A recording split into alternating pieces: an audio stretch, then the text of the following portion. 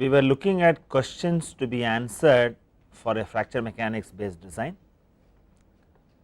and you have to keep in mind one of the mechanisms of crack growth is by fatigue. And if you really take a fatigue, there are two categories you can think of. One is a low cycle fatigue, another is a high cycle fatigue.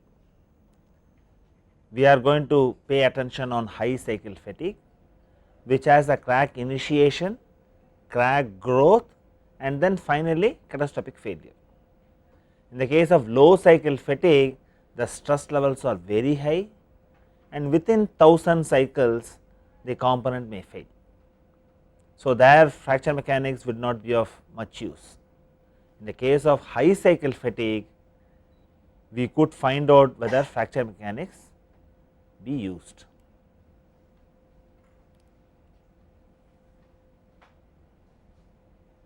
The issue is in structures subjected to fatigue loading, if a crack is detected by NDT methods, as a designer one should know how to react to the situation.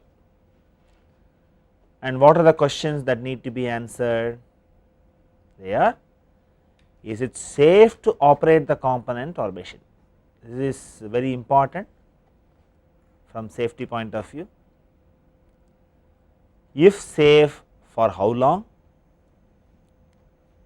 Is it possible to monitor crack growth so that one can discard the component or stop the machine before catastrophic failure can occur? See, we have seen earlier when we moved from simple tensile loading to combined loading, for failure analysis we will still use the result from a simple tension test and used it for combined loading in our conventional design approaches. Then we graduated for fatigue loading when we want to study structure subject to cyclical load. Now, the question is, you also want to know how the crack would grow. So, the first issue is, can you extrapolate the results from conventional fatigue test to answer these questions? If you ask that kind of a question, the answer is no. In fatigue test, inherent flaws grow due to fatigue crack growth mechanism and reach a critical level which leads to fracture. This is perfectly all right, but how the fatigue test is done? You are only noting the endurance limit. The concept of endurance limit was quite useful. We say what is the cyclic stress level permitted to a life of 10 power 7 cycles or more, and I had also mentioned all components fail eventually. The latest research shows there is nothing like an endurance limit for any material. It has been experimentally demonstrated. However, from practical point of view, if your life is beyond 10 power 7 cycles, it is good enough, and you can use the endurance limit for designing your component. What you have to note is the SN diagram cannot provide answers to crack growth or inspection intervals, as no attempt is made to detect and monitor crack growth. So, this is very important. You will know for a given stress level which is cyclically varying, what is the expected life, because that is the only information you are collecting it. If you have a crack, with the crack when you apply the cyclical load, what is the remaining period of life, you do not have a knowledge from a fatigue test, because such an information is not recorded at all.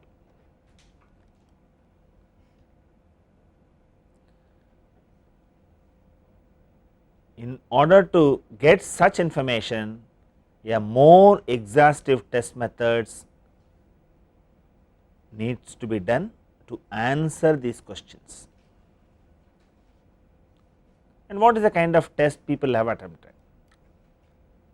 people have attempted to get what are known as crack growth curve. And in this what they do is they take one of the standard specimens for fracture testing, which is fatigue loaded, and the crack is monitored by NDT methods. So, the key issue here is you are also making an attempt to see how the crack grows when the test is being performed. So, you are collecting additional data. And how is the fatigue loading done? The fatigue loading is not fully reversed as in fatigue tests, but the lower load is kept 0 in these tests. That also you have to keep in mind. And what do? The experiment is repeated for various loads and a plot of crack length versus number of cycles is obtained. See, essentially you will be collecting a voluminous data for a single material. You will have to keep changing the load amplitude, and for each one of the load amplitude you will have a different type of crack growth curve. Now, the challenge is how will you utilize this data in a meaningful way.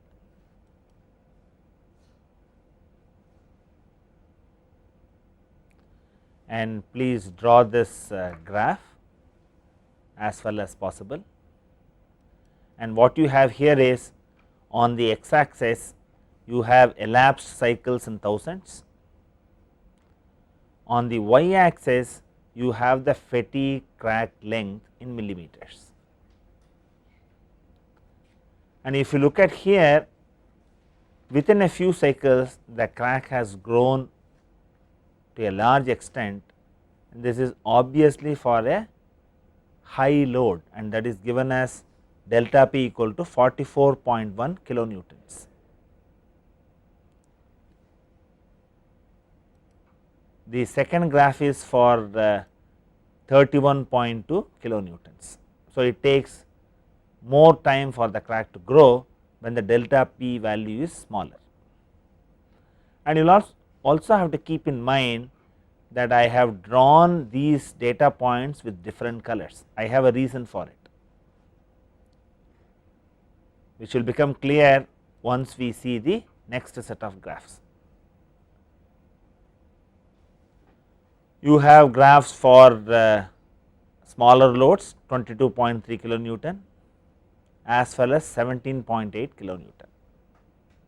So, what you have to keep in mind is for different values of delta p you get different crack growth curve for one single material. This is what you have to keep in mind. For one single material you get so many graphs. I have shown only 4 of them. You can get many of them if you change the delta p value. And what you see here, crack growth is a function of cyclical load and also crack length.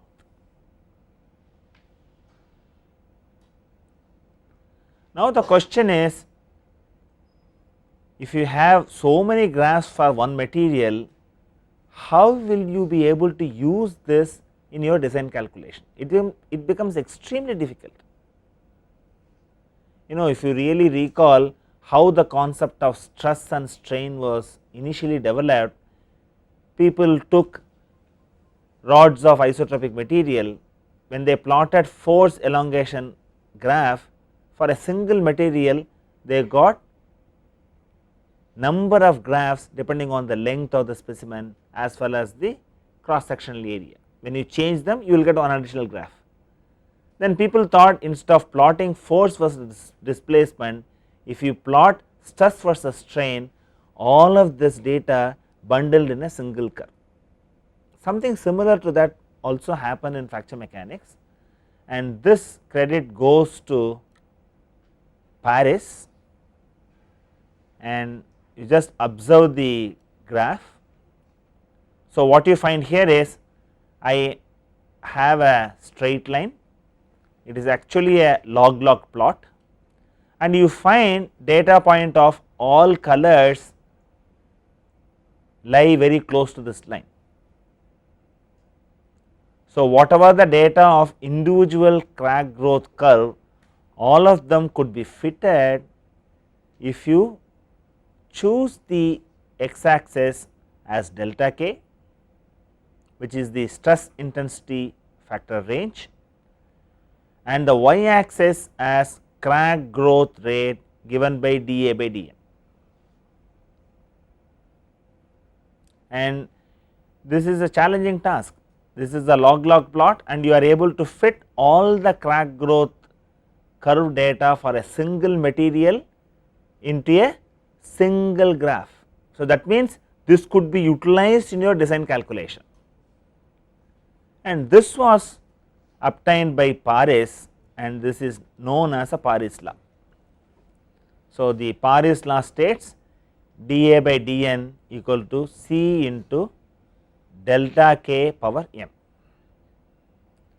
So, here C and m are material constants, they have to be determined from material testing.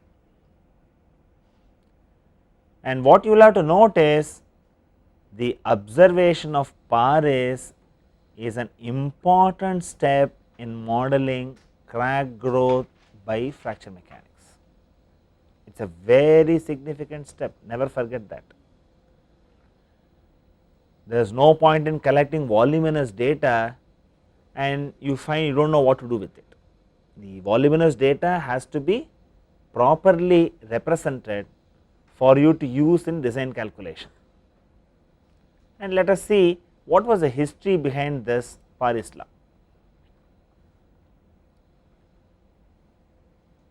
Before we go into that, let us also recognize that the approach is purely empirical.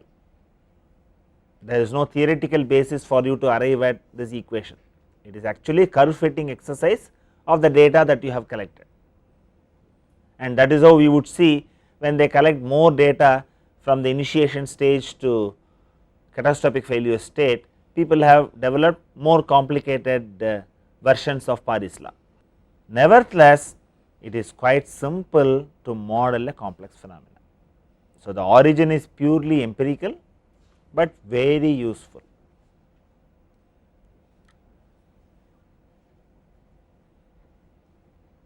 What is the ingenuity of Paris law? The effect of applied stress and crack length on crack growth rate is intelligently modeled by a single parameter delta k.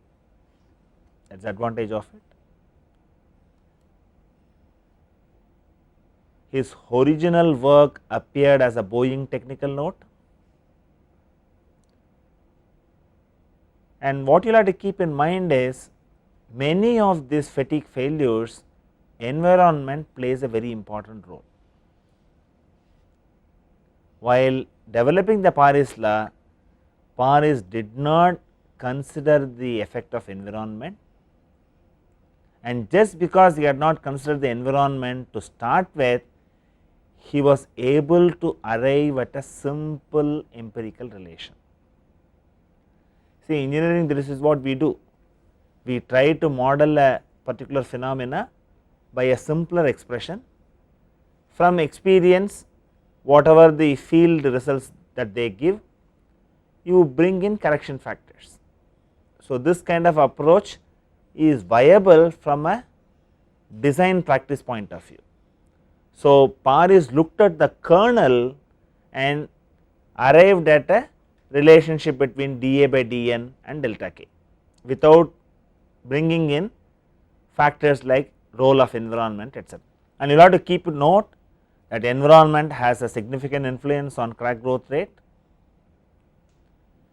People have later modified the Paris law to accommodate for the environment. And in summary, Paris law is elegant and corrections are incorporated to this to model the role of environment.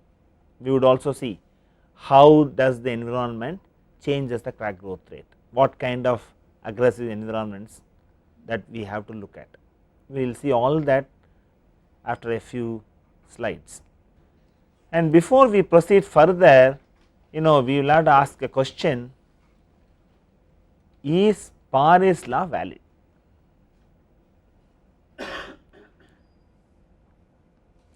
In fact, this question has been answered in the literature, and they have taken two different specimens. This was done by Donaldson and Anderson. They collected crack growth data for two entirely different configurations. See, you are really talking about at what rate the crack would grow and what way they chose the configurations. In one case, stress intensity factor decreases as a function of crack length. In fact, we had seen that when we had developed stress intensity factors, if a center crack is subjected to a wedge load, we saw that SIF decreases as a function of crack length. The other example they chose was the SIF increases as a function of crack length. This is obvious, this happens in most of the problems. So, if you take a center cracked panel subjected to a far field stress, SIF would increase as a function of crack length. Suppose Paris law correctly predicts in these two opposing type of SIF behavior that dA by dN could be related to delta k, then there is substance in the development of Paris law. This is the way people raised the question and answered the question also. So, they took a specimen A for which k1 equal to p by root of pi a. So, as the crack length increases, the stress intensity factor decreases. They considered specimen B, wherein as the crack length increases, the stress intensity factor also increases. You can have a clear view in this. Two specimen configurations have been taken to validate existence of Paris law. In the case of specimen A, stress intensity factor decreases as a function of crack length. In the case of specimen B, stress intensity factor increases as a function of crack length. So, when they performed the test, what they found was, for both of these you could get a meaningful graph wherein the x axis is d2a by dn. I will magnify it for you. You have d2a divided by dn, on the y axis is delta k. So, in both these conflicting ways the SIF changes as a function of crack length, you could establish a relationship between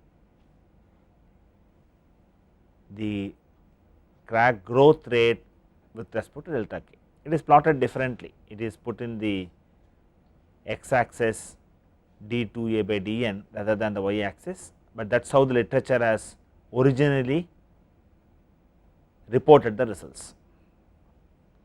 So, this gives a confidence that Paris law could be utilized for your design calculation. That is the way you have to look at it.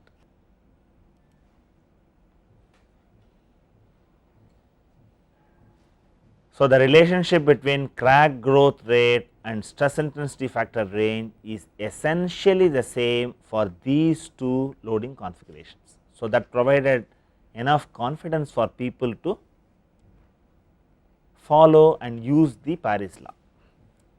Many modifications have come on this that we shall see. And this is just to show a summary how to get the crack growth rate curve and end with your Paris law.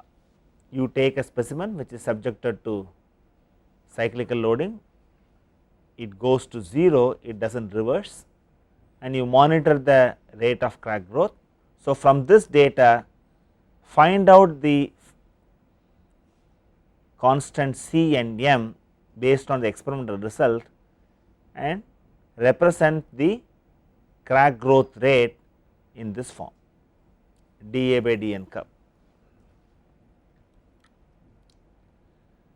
And you will also have to note about crack initiation. It is a very important phase.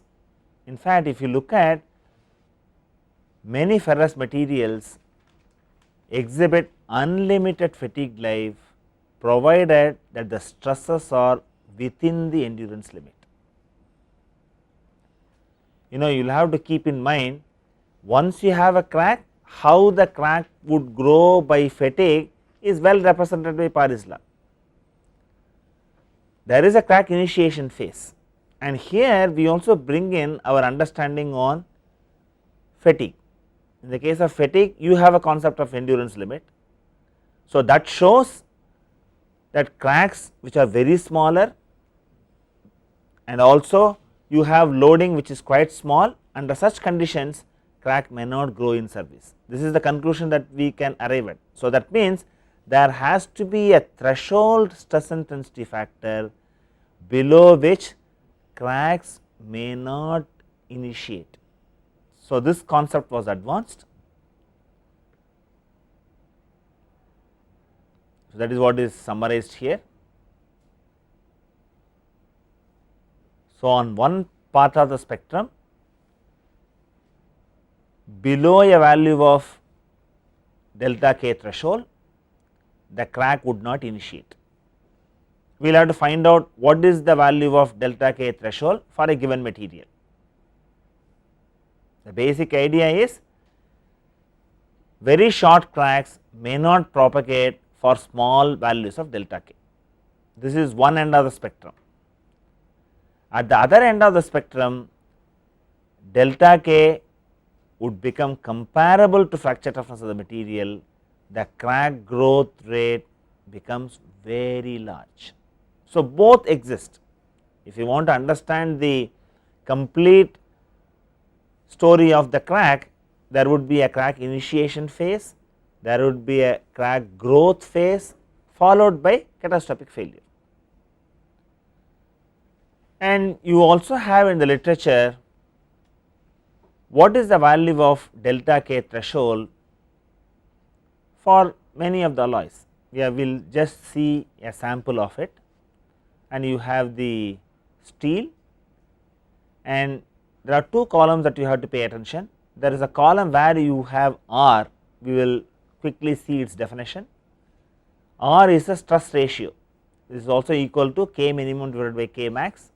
This is not your R curve, there is a mix of symbols from fracture and fatigue. So, if you go to fatigue literature, when the mean stress increases, R also would increase, it changes from 0.13 to 0.75, and if you look at the delta k threshold value decreases as the mean stress is increased. It goes from 6.6 MPa root meter, drops down to 3.8 MPa root meter. That means, if the mean stress is increased, the delta k threshold comes down. So, the crack would initiate earlier than what it would occur when R equal to 0. You see the same situation in the other material also.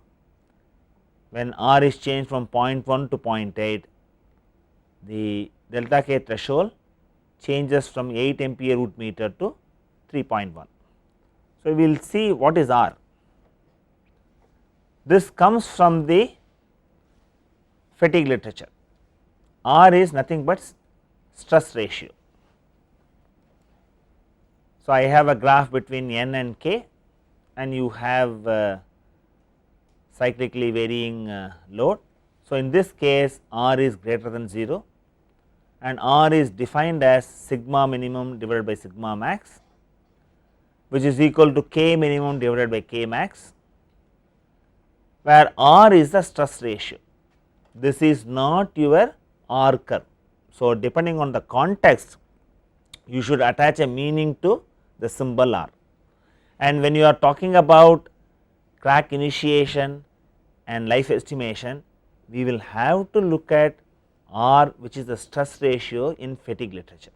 So, when I have R equal to 0, the minimum load touches 0, and R equal to -1 is the kind of loading that is given to your rotating bending specimen in the case of fatigue. In fracture, we will not do this, we would have either R equal to 0 or R as greater than 0. The tests are done for these kind of situations.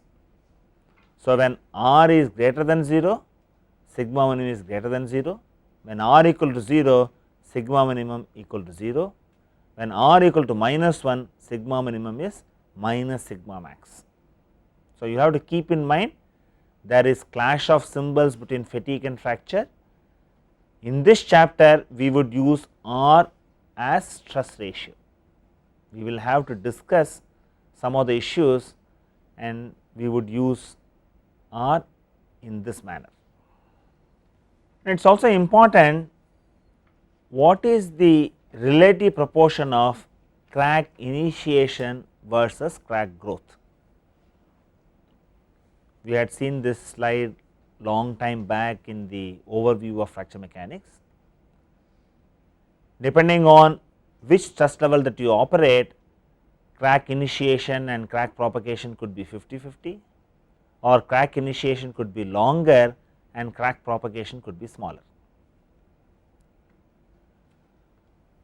The crack initiation phase, it is a metallurgist who really make a contribution.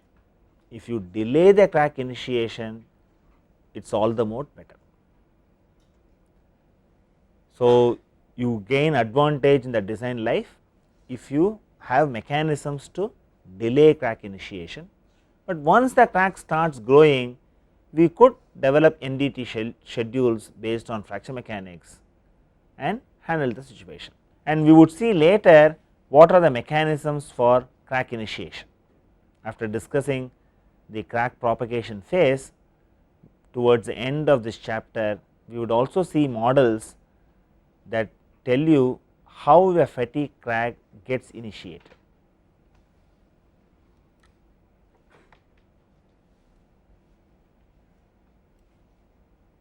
And you have a phase wherein delta K threshold is required for a crack to get initiated. This could be called as region 1.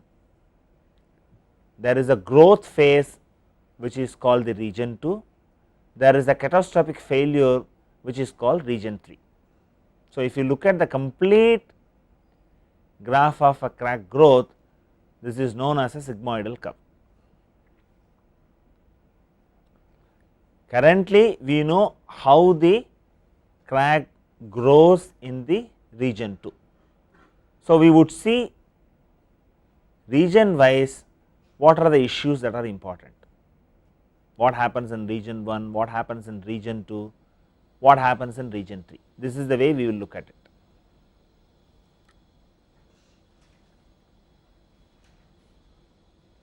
What happens in region 1? This is the region of micro crack growth, and if you look at this graph, only this portion is highlighted, and in this case what you find is the crack growth is extremely small, of the order of nanometers, and further they are not uniform over even small distances along the crack front. So, what is the result?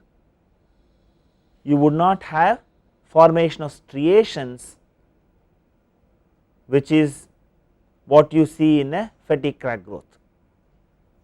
In the case of region 1, you will not see clear cut striations.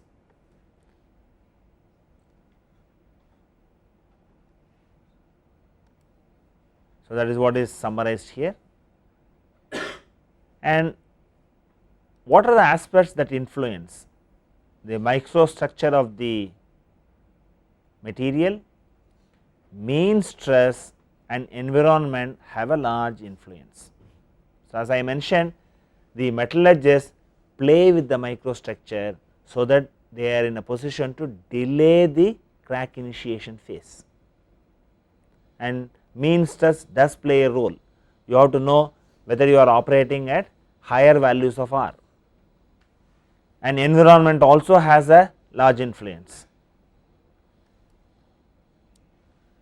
And as I mentioned, you also seen the graph, maximum life of the component is in this region. It depends on the operating load. When you are going to operate at lower stress levels, you will have a longer initiation phase followed by growth phase. Then we will move on to region 2. In the case of region 2, crack growth rate is of the order of 10 power minus 4 millimeter per cycle to 10 power minus 2 millimeter per cycle. That means 1/100th of a millimeter. So, it is still small. So, what you will find is initially the crack growth rate will be smaller. As the crack length increases, the crack growth rate also will increase. In fact, in one of your assignment problems, you will have striations recorded from a metallurgy test, and based on that striations and that distances, you will have to calculate the crack growth rate. It is possible, and because you have a larger crack growth rate, in this region striations are possible. They are very clearly seen in those materials where striations are common. So, that is what is shown here. In region 2, you will be able to see striations if the material has the ability to show that, because while discussing striations I said in some materials striations are not seen. That does not mean fatigue crack growth has not occurred in that, it is also a function of the composition of the material. So, in those materials where striations can be seen, it would be seen in the region 2. And if you look at the microstructure has small to large influence depending on the material. So, it depends on what material you are considering. And the next aspect is what way the environment has a role. Certain combinations of environment, mean stress and frequency have a significant influence. See, you have random vibration problem. So, you will have to know what is the frequency with which load is being applied. So, all that matters. The problem becomes more and more complex. Paris law is the simplest representation for you to understand the crack growth rate, and this is the region where crack growth can be monitored by non-destructive techniques. And we have already seen Paris law, and Paris law is applicable in this region.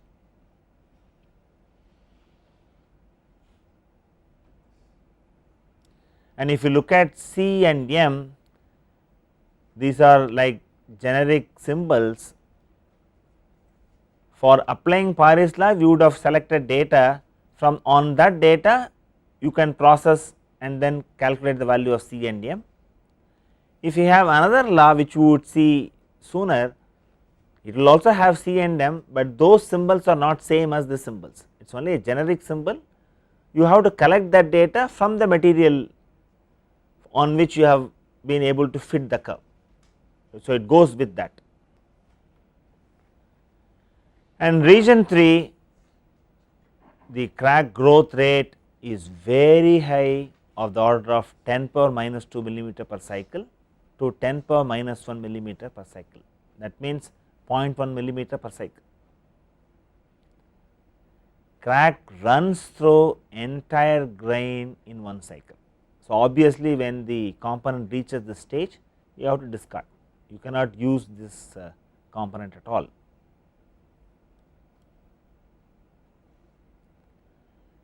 And in region 3, microstructure, mean stress and thickness have a large influence.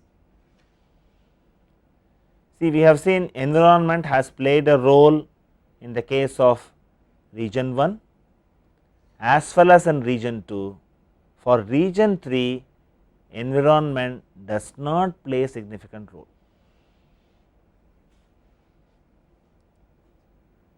Component needs to be discarded if crack growth reaches this stage, that is quite obvious.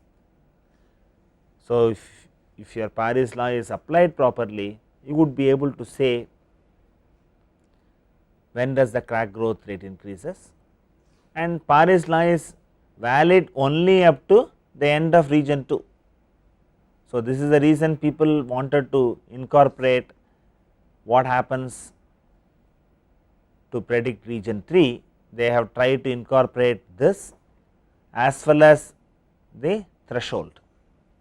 So, you have many laws that have been proposed which follow the basis of Paris. I have dA by dN equal to C multiplied by delta k minus delta k threshold whole power m. This is what I had mentioned earlier. This C and m you cannot take from Paris law fitted material those value of C and m here and then use it.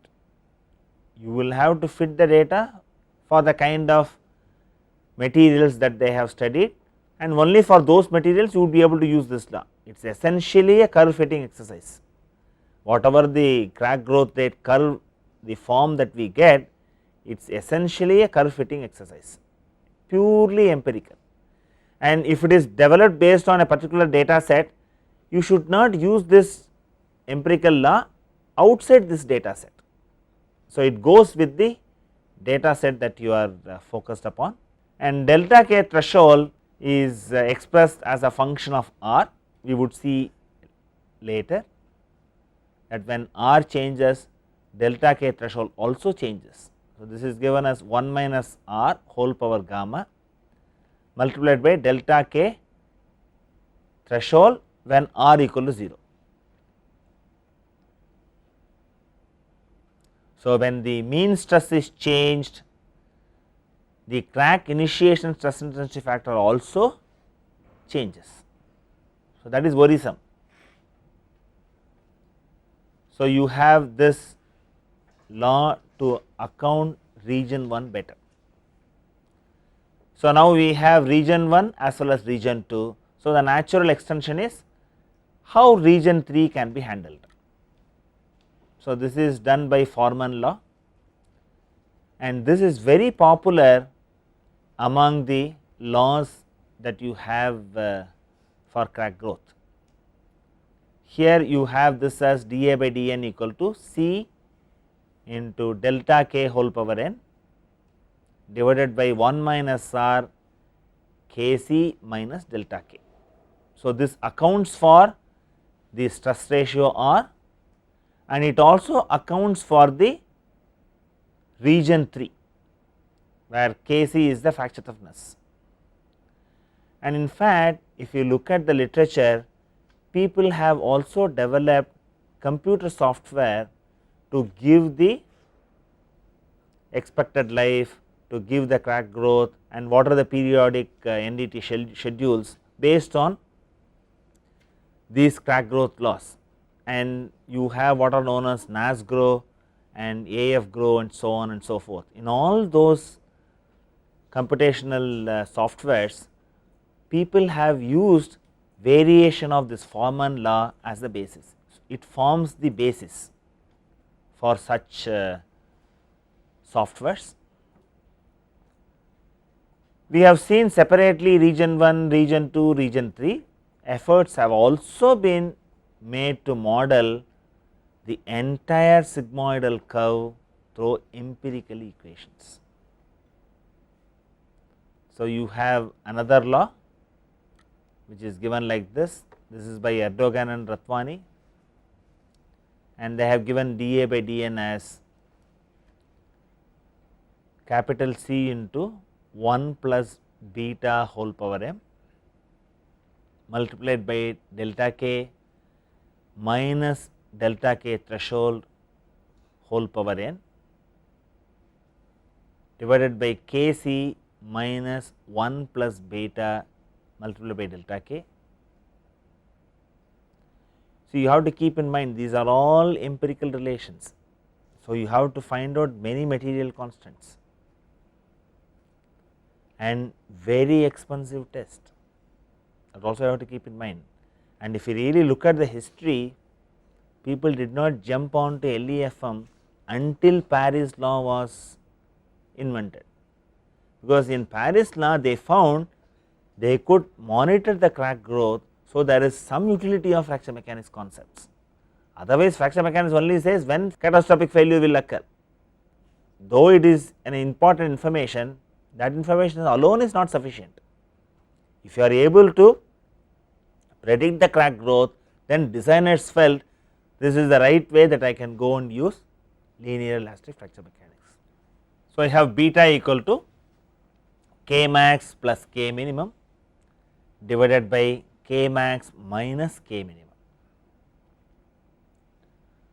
and you have all these factors defined like this. C into 1 plus beta whole power m accounts for mean stress, because beta has this kind of a ratio, and delta k minus delta k threshold whole power n whole power n, it accounts for experimental data at low stress levels. Finally, the term k c minus 1 plus beta into delta k accounts for experimental data at higher stress levels. But for all these laws, what is the basis? Paris law is the basis. Now, that is where you have to give him credit.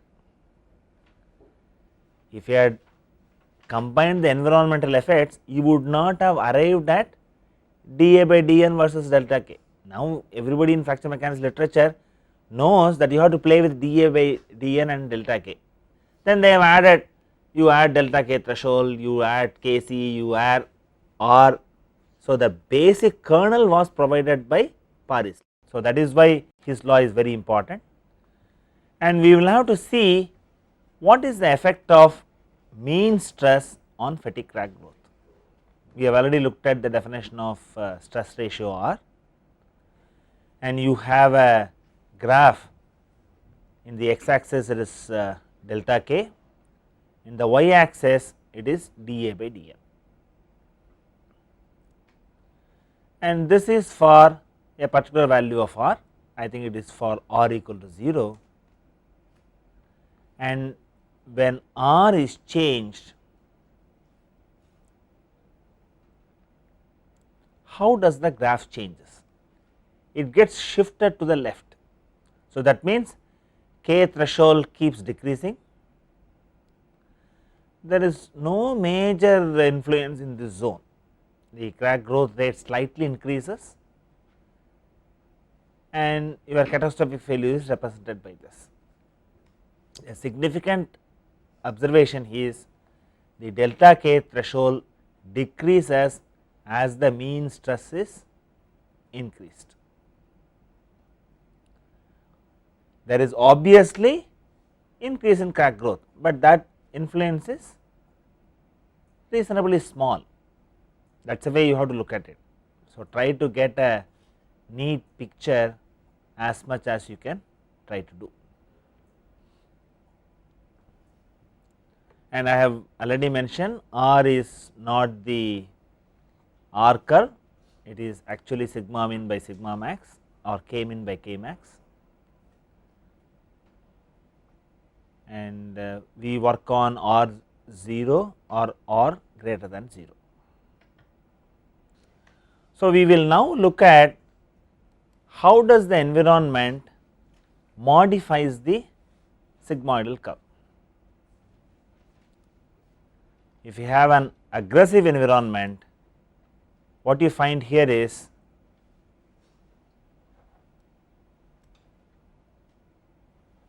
the delta K threshold is 0. It is very dangerous.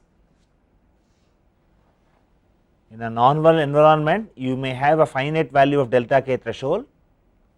In an aggressive environment, it can be 0, and there is significant increase in crack growth rate even in the crack growth phase, that is region 2 also you have a higher crack growth rate. And this kind of a graph is seen for a particular kind of environment. In the case of graph B, it is observed in liquid environments that cause stress corrosion. There are two things happen here. The delta K threshold is 0. Not only this, in comparison to this, there is a sudden increase in crack growth rate in the intermediate stage, which is seen in cases where you have liquid environments that causes stress corrosion. So, the graph is different. See, this graph is simplest one you can model, that was given by Paris, and these are all corrections to it. You could see it is highly nonlinear. If somebody tries to fit a law for this, it would be extremely difficult. On the other hand, in the case of Paris, there is a straight line portion followed by one curve at the initial start and one curve at the end.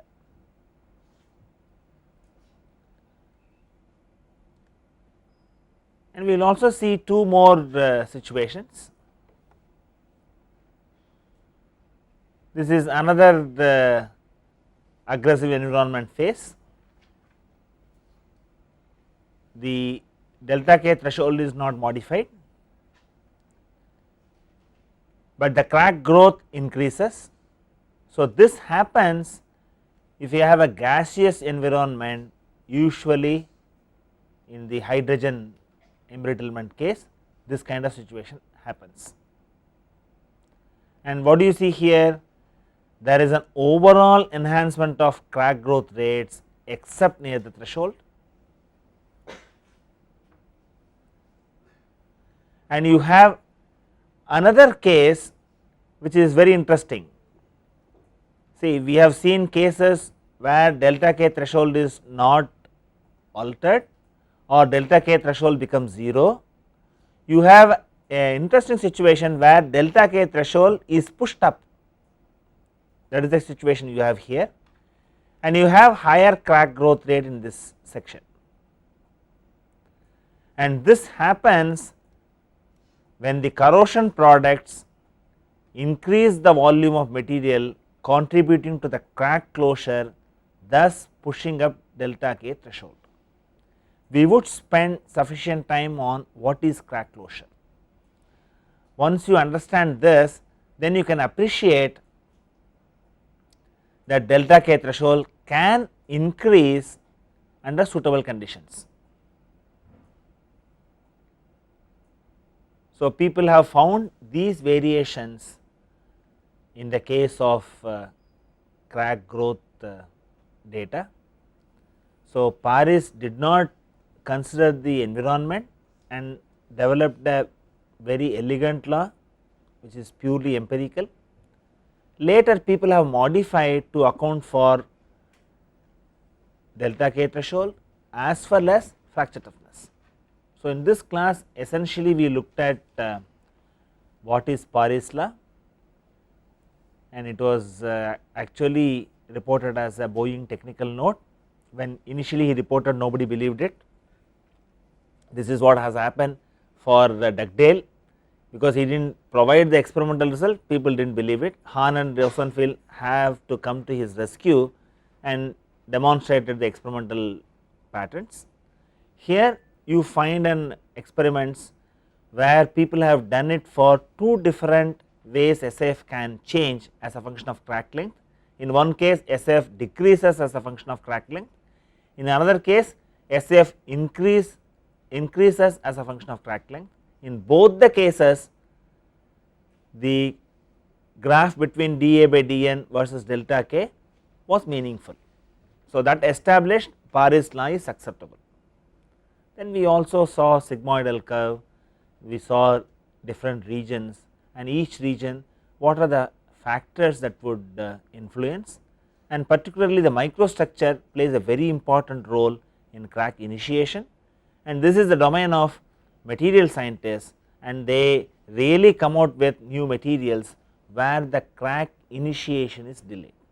That is very advantageous from fracture mechanics point of view. Thank you.